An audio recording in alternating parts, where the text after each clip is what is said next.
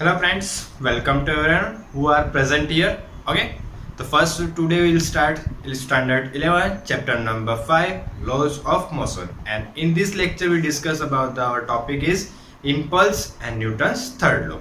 Okay, the first title then the chapter number 5 laws of motion.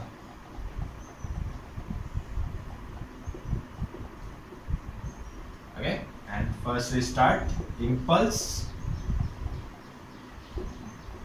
First we discuss what is the impulse. Okay, तो impulse क्या होगा? Impulse means कि कोई भी जो force लगाते हैं, ठीक है, फोर्स लगा रहे और बहुत ही कम टाइम के लिए लगाते हैं और उसकी वजह से क्या होता है, वेलोसिटी चेंज हो, और वेलोसिटी में अगर चेंजेस होगा तो हम क्या बोलेंगे, किसमें चेंजेस होगा? मोमेंटम में. ठीक है, P is equal to mv, और v की वैल्यू अगर चेंज करो तो P की वैल्यू भी क्या होगी? ऑलरेडी चेंज होगी. ठीक है, तो उसके लिए अगर एक एग्जांपल ले, जैसे मान लो क्या आता है क्रिकेट में, अगर हम देखें तो बॉलर क्या करता है, बॉल स्पीड में फेंकता है, और मान लेते हैं कि स्पीड हो 150 मीटर पर सेकंड से क्या कर रहा है, बॉल फेंक रहा है, 150 किलोमीटर पर आवर की स्पीड से क्या कर रहा है, बॉल थ्रो कर रहा है, और बैट्समैन वहां पे क्या करता है, बैट से हिट करके बॉल को सिक्स लगाता है. तो वहां पे चीज होती क्या है, वो चीज देखो. देखो बॉल पहले क्या कर रही होगी, यहाँ पे जैसे मान लो बैट्समैन खड़ा हो, ठीक है, तो यहाँ से बॉल आ रही होगी. ओके, यहाँ पे बैट लेके खड़ा हो, बॉल यहाँ से आ रही होगी, स्पीड में आ रही है कितनी, 150 किलोमीटर पर आवर. ठीक है, और अब जैसे ही बॉल आएगी और बैट पे टच होगी, क्या हो जाएगा, बैट से बॉल कहाँ जाएगी, इस डायरेक्शन में, और स्पीड मान लेते हैं 150 की जगह कितनी हो गई, 200 किलोमीटर पर आवर. ये किसकी वजह से हुआ? बैट की वजह से. बैट से क्या किया कि बैट्समैन जो था, बैट्समैन ने क्या किया, बैट से बॉल पे फोर्स अप्लाई किया. ठीक है, लेकिन जो फोर्स अप्लाई किया उसके लिए बॉल को क्या करना पड़ा, बैट के साथ कॉन्टेक्ट हुआ. बैट के साथ जो कांटेक्ट था, लेकिन वो टाइम कितना था, बहुत कम टाइम के लिए, मतलब माइक्रो सेकंड के लिए, हमें पता भी नहीं चलता कब टच हुआ और कब निकल गया. ठीक है, मिस बॉल आया, ठीक है, मतलब वहां पे टच हुआ तभी फोर्स लगा ना, बिना टच हुआ तो फोर्स नहीं लगा. और जो फोर्स लग रहा है वो कितने टाइम के लिए लग रहा है, बहुत ही कम टाइम के लिए लग रहा है. ठीक है, बोल सकते हो मिली सेकेंड के लिए लग रहा है. ठीक है, हम देख के नहीं बता सकते. ठीक है, और उसकी वजह से क्या हुआ, वेलोसिटी चेंज हो गई, 150 थी उसकी जगह कितनी हो गई, 200 kilometre per hour. Means velocity में क्या हुआ, चेंजेस हुआ, और वेलोसिटी में चेंजेस हुआ मतलब हम क्या बोल सकते हैं, मोमेंटम में भी चेंजेस हुआ. तो इस चीज को हम क्या बोलते हैं, इम्पल्स. मींस जो फोर्स लग रहा है और उसकी वजह से क्या चेंज हो रहा है, मोमेंटम, और बहुत ही कम टाइम के लिए अगर फोर्स लग रहा हो तो उस चीज को हम क्या बोलते हैं, इम्पल्स. ठीक है, और इम्पल्स के लिए अगर फॉर्मूला यूज करें तो इम्पल्स के लिए हमारा फॉर्मूला होता है, ठीक है, और अगर निकालना तो इजीली निकाल सकते हो, फोर्स से फॉर्मूला निकाल लो. फोर्स इज इक्वल टू, हमने कल ऑलरेडी डिस्कस किया था, क्या था हमारा, dp by dt. Okay, so dp is equal to f, और dt कहाँ जाएगा, मल्टीप्लाई में, सो f इंटू क्या आ जाएगा यहाँ पे, dt. ठीक है, तो इसको क्या बोलेंगे, dp में क्या होता है, change in momentum. Change in momentum, और इक्वल टू क्या हो जाएगा यहाँ पे हमारा फोर्स, और dt मतलब जितने टाइम के लिए फोर्स लग रहा, ऐसा तो नहीं यहाँ तक फोर्स लगा, जब तक बॉल कांटेक्ट में होगा तब तक फोर्स लगेगा, तो क्या आ जाएगा, force and into time interval, मतलब कितने टाइम तक फोर्स वहां पे अप्लाई कर रहे हैं. ठीक है, ये चीज हो गई. अब देखो इस चेंज इन मोमेंटम को हम क्या लिखेंगे, इम्पल्स लिखेंगे. ये दूसरी कोई चीज नहीं है, चेंज इन मोमेंटम. मतलब किसी भी क्वेश्चन के लिए तुम वहां पे चेंज इन मोमेंटम फाइंड कर लो तो तुम्हें वहां पे क्या मिल जाएगा, इम्पल्स मिल जाएगा. ठीक है, और ज्यादा कोई बड़ी थ्योरी नहीं, छोटी सी 2 मार्क्स में क्वेश्चन आ सकता है. ठीक है, तो एक बार देख लो, नोट डाउन कर लो, एग्जांपल याद रखना और कुछ नहीं.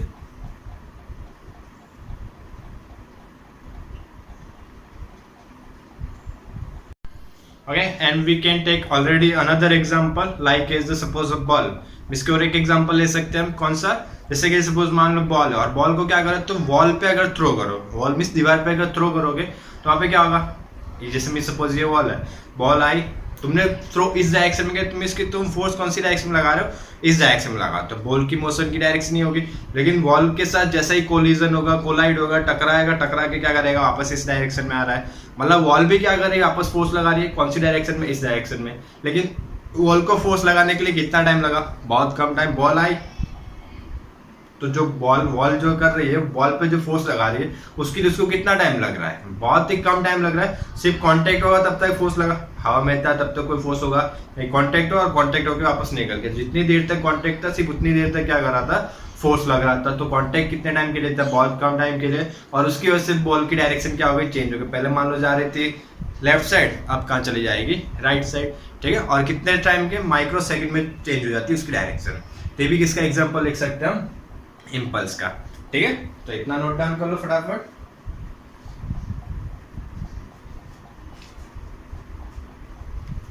आप देखो आपकी स्क्रीन पे एक क्वेश्चन दिख रहा होगा, example 5.4, a batsman hits back a ball straight in the direction of the bowler without changing it's initial speed. Miss सिर्फ क्या चेंज हो रही है, डायरेक्शन। मिस पहले बॉल कहाँ जा रहा था, बैट्समैन की डायरेक्शन में, अब बॉल कहाँ जा रहा है, बैट्समैन से वापस बॉलर की डायरेक्शन में, इसकी ऑपोजिट डायरेक्शन में। और स्पीड क्या है, उतनी है 12 मीटर पर सेकेंड। तो चेंज क्या हुआ, सिर्फ डायरेक्शन चेंज हुई। And if the mass of the ball is 0.5 kg, so determine the impulse imparted on the ball and assume linear motion of the ball. ठीक है, मिस क्या फाइंड करना है, डिटरमाइन द इम्पल्स। ठीक है, अब देखो इम्पल्स फाइंड करने के लिए बोला हुआ है।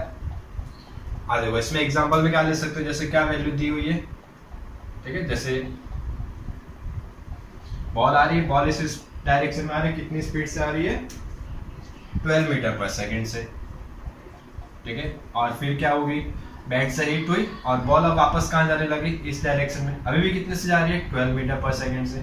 उन्होंने क्या बोला है कि वेलोसिटी में कोई चेंजेस नहीं हो रहा है, जितना इनिशियल है उतना अभी भी रहेगा।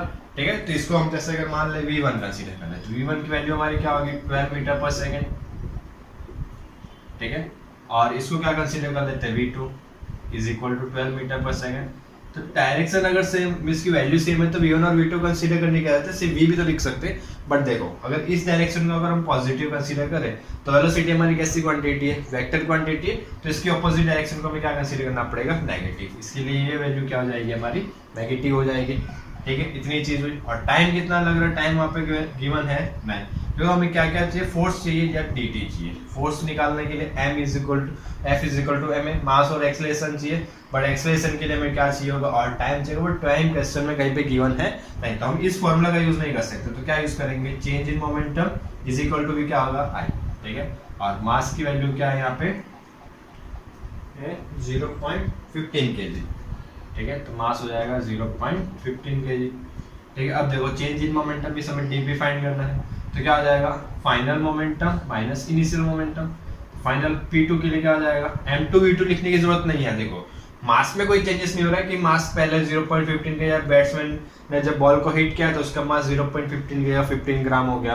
ठीक है, ऐसा कभी होगा नहीं, मास में कोई चेंजेस नहीं है, तो m2 लिखने की जरूरत नहीं है। mv2 माइनस क्या आ जाएगा, mv1। क्या करो, m कॉमन निकाल लो, क्या आ जाएगा, v2 माइनस v1। ठीक है, वैल्यू पुट करो, m की वैल्यू हो जाएगी यहाँ पे 0.15 kg, और v2 कितना है, देखो -12। ठीक है, साइन याद रखना, साइन के साथ करना, और माइनस v1 की वैल्यू कितनी है, 12। तो कितना आएगा, -12 प्लस -12 कितना आ जाएगा, माइनस माइनस। देखो मल्टीप्लाई में प्लस होता है। ठीक है, मल्टीप्लाई नहीं कर रहे, प्लस कर रहे हैं, सब्ट्रैक्ट कर रहे हैं। तो ये कितना हो जाएगा, -24। तो 0.15 इंटू -24, और इसको अगर हम देखें तो इसका आंसर हमारा कितना आएगा, यार 3.6 न्यूटन। ठीक है, तो इसका आंसर कितना आ जाएगा, -3.6 न्यूटन इंटू सेकेंड। देखो लोग यूनिट कहाँ से आया, न्यूटन इंटू सेकेंड। फोर्स के लिए न्यूटन और टाइम के लिए क्या होगा, सेकेंड। तो फाइनल आंसर क्या आएगा, dp is equal to newton into second. ठीक है, और दूसरी चीज अब देखो, अगर तो इसको पॉजिटिव लोगे, इसको नेगेटिव लोगे, तो आंसर क्या आ सकता है, हमारा पॉजिटिव है। बट आंसर नेगेटिव पॉजिटिव से कोई मीनिंग नहीं, हमारा आंसर ही होना चाहिए। ठीक है, ये पॉइंट याद रखना। ओके, तो नोट डाउन कर लो, ये एग्जांपल है हमारा, एग्जांपल नंबर 5.4। ठीक है, वीडियो पॉज करके नोट डाउन कर लो, या फिर आराम से स्क्रीनशॉट ले लो, बाद में नोट डाउन कर लेना।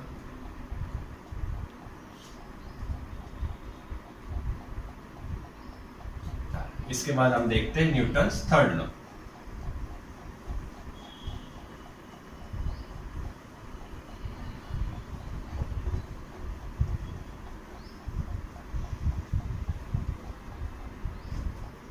नेक्स्ट टॉपिक रहेगा हमारा Newton's third law of motion.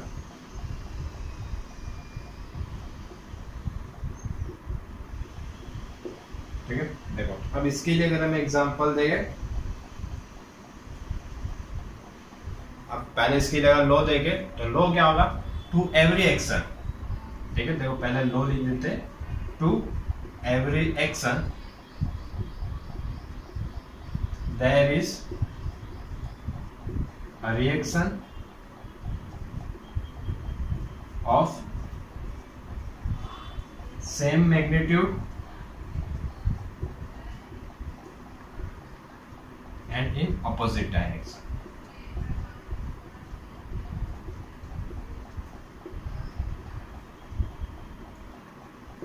देखो तो क्या बोला है थर्ड लॉ में, to every action there is a reaction of same magnitude and in opposite direction. मतलब तुम कोई भी एक्शन करो तो वहां पे सामने क्या होगा, रिएक्शन होगा, ठीक है, सेम मैग्नीट्यूड का होगा, मींस सेम वैल्यू होगी, बट डायरेक्शन क्या होगी, ऑपोजिट होगी, ठीक है। इसका मीन्स ये होता है कि तुम अगर किसी चीज पे फोर्स लगाओ तो सामने भी क्या करेगा, वापस फोर्स लगा रहा होगा। जैसे अभी हमने एग्जांपल लिया था बॉल वाला, ठीक है, जैसे मीन्स की यहाँ से हम कंसीडर कर लेते हैं, यहाँ से हमने क्या किया, बॉल को थ्रो किया वॉल की डायरेक्शन में, ये क्या हो गई हमारी, मान लेते हैं ये हो गई वॉल, ठीक है, और इस पे क्या किया हमने, बॉल को थ्रो किया, तो बॉल ने क्या किया होगा, जाके कुछ ना कुछ फोर्स लगाया होगा, किसके ऊपर, वॉल पे। जैसे ही मान लो बॉल यहाँ है तो वॉल पे फोर्स लगाया होगा, ठीक है, तो इसको कंसीडर कर लेते, मान लेते हैं फोर्स लगा रहा है 2 न्यूटन, तो वापस वॉल भी क्या कर रहा होगा, फोर्स लगा रहा होगा, किस पे, बॉल पे, कौन सी डायरेक्शन में, इस डायरेक्शन में, और वो भी फोर्स कितना लगाएगा, 2 न्यूटन। मतलब बॉल जितना फोर्स लगा रहा है उतना ही बॉल वापस क्या करेगा, बॉल पे फोर्स लगाएगा, और बॉल क्या करेगा, वापस ऑपोजिट डायरेक्शन में मोशन करना स्टार्ट करेगा। तो फर्स्ट एक्शन किसने किया, बॉल ने जाके क्या किया, बॉल पे फोर्स लगाया, ये हो गया एक्शन। फिर वापस क्या किया, वॉल ने क्या किया, वापस बॉल पे फोर्स लगाया, उसको क्या बोलेंगे हम, रिएक्शन, ठीक है, एक्शन हुआ, फिर क्या हुआ, रिएक्शन। और देखो चलो इसके लिए अगर नहीं याद रखना तो इसके लिए बेस्ट एग्जांपल ले सकते हैं, जाके मतलब मान लो तुम किसी पर्सन के साथ खड़े हो और जाके उसको अचानक एक जोर से कान पे लगा दो, लगाओगे तो सामने वाला क्या करेगा, रिएक्ट करेगा, और रिएक्शन में क्या करेगा, एक की जगह तुम्हें 2 दे सकता है, बट एक तो देगा, कंफर्म है, मींस तुम एक लगाओगे तो सामने वाला एक तो कंफर्म लगाएगा, ठीक है। तुमने एक्शन किया तो सामने वाले ने क्या किया, रिएक्शन किया, तो ये चीज। लेकिन वहां पे और यहाँ पे क्या डिफरेंस है, एक छोटा सा डिफरेंस है, वहां पे हम क्या करते हैं, पहले एक्शन करते हैं और उसके बाद हमारा क्या होता है, रिएक्शन होता है, बट यहाँ पे चीज ऐसा नहीं होता है। यहाँ पे क्या होता है, एक्शन और रिएक्शन सेम टाइम पे होता है। ऐसा नहीं कि पहले बॉल फोर्स लगा रहा होगा तब बॉल फोर्स नहीं लगा रहा होगा, फिर बॉल ने अपना फोर्स लगा दिया उसके बाद बॉल अपना फोर्स लगाना स्टार्ट करेगा, बस पहले एक्शन होगा फिर रिएक्शन होगा, ऐसे नहीं, एक्शन और रिएक्शन दोनों क्या होंगे, सेम टाइम पे होंगे, ये एक पॉइंट याद रखना, ठीक है। ऐसा नहीं कि पहले एक्शन होते जाएगा फिर रिएक्शन होगा, हाँ रियल लाइफ में ऐसा होता है, लेकिन फोर्स के मामले में ऐसी चीज नहीं होगी, ठीक है। तुम जो फोर्स अप्लाई कर रहे हो तो वापस तुरंत क्या करेगा, वही फोर्स अप्लाई कर रहा होगा, ठीक है। एक्शन और रिएक्शन क्या होंगे, सेम टाइम पे होंगे, ये एक वर्ड याद रखना। और डायरेक्शन क्या होगी, ऑपोजिट, बॉल ने फोर्स लगाया इधर और बॉल ने फोर्स लगाया इस साइड, तो दोनों की डायरेक्शन भी क्या होगी, ऑपोजिट हो गई, ये चीज भी क्लियर हुई। अब देखो इसमें एक एग्जांपल और ले सकते हैं, जैसे मान लो हमने हमारे पास स्प्रिंग हो, ठीक है, पेन के अंदर भी बहुत बार रिफिल आती है, रिफिल के अंदर पेन आता है, उसके अंदर देखा हो तो स्प्रिंग दिखती है। स्प्रिंग को क्या करोगे, साथ में लेके तुम क्या कर रहे हो, कंप्रेस कर रहे हो। कंप्रेस करने के लिए क्या करना पड़ता है, फोर्स लगाना पड़ता है। तुम फोर्स लगाते हो स्प्रिंग क्या होती है, कंप्रेस हो जाती है, ठीक है। मींस कैसे होता है, स्प्रिंग है, तुमने इधर से फोर्स लगाया और इधर से फोर्स लगाया, ऐसे फोर्स लगा रहे हो तो स्प्रिंग क्या हो गई, कंप्रेस हो गई, छोटी हो गई, ठीक है। तो अब स्प्रिंग को तुम जैसे रिलीज करो तो वापस स्प्रिंग क्या होती है, ओरिजिनल पोजीशन में आ जाती है। मतलब स्प्रिंग भी क्या कर रही है, आवाज फोर्स लगा रही है, और ये जो तुम महसूस कर सकते हो, अगर थोड़ी बड़ी हैवी में स्प्रिंग लोगे तो तुम अगर उसको कंप्रेस करो तो भी तुम्हारे हाथ पे वापस क्या करती है, फोर्स लगाती है। कौन सी डायरेक्शन में, ऑपोजिट डायरेक्शन में। तुम जितना कंप्रेस करोगे स्प्रिंग भी क्या होगी, उतनी कंप्रेस करेगी, वापस ऑपोजिट डायरेक्शन में फोर्स लगा रही है। तो यहाँ पे तुम क्या कर रहे हो, एक्शन कर रहे हो, और स्प्रिंग क्या कर रही है, रिएक्शन कर रही है। तो ये चीज भी यहाँ पे हम कंसीडर कर सकते हैं, ठीक है। तो ये पॉइंट भी याद रख सकते हो। देखो यहाँ से हम फोर्स लगा, जैसे ही छोड़ेंगे तो वापस कहाँ आ जाएगा, ओरिजिनल पोजीशन में आएगा। कि उससे ज्यादा हो जाएगी नहीं, जितना तुमने उसकी ओरिजिनल लेंथ है उतना ही वो आएगा। मतलब तुमने जितना कंप्रेस किया होगा उतना ही वापस क्या होगा, एक्सपांड होगा। देख वैल्यू में कोई भी चेंजेस होगा नहीं, बस तुम जितना एक्शन कर रहे हो उतना ही तुम्हें क्या मिलेगा, सिर्फ रिएक्शन मिलेगा। तो थर्ड लॉ, और थर्ड लॉ में देखो कोई इक्वेशन नहीं, कोई न्यूमेरिकल नहीं, इसके लिए सिर्फ इसके लिए एग्जांपल याद रखो और लॉ याद रखो, इनफ है, ठीक है। तो इतना नोट डाउन कर लो और एग्जांपल याद रखना। ओके, वीडियो देखने के लिए थैंक यू, और पसंद आया तो सब्सक्राइब जरूर करना।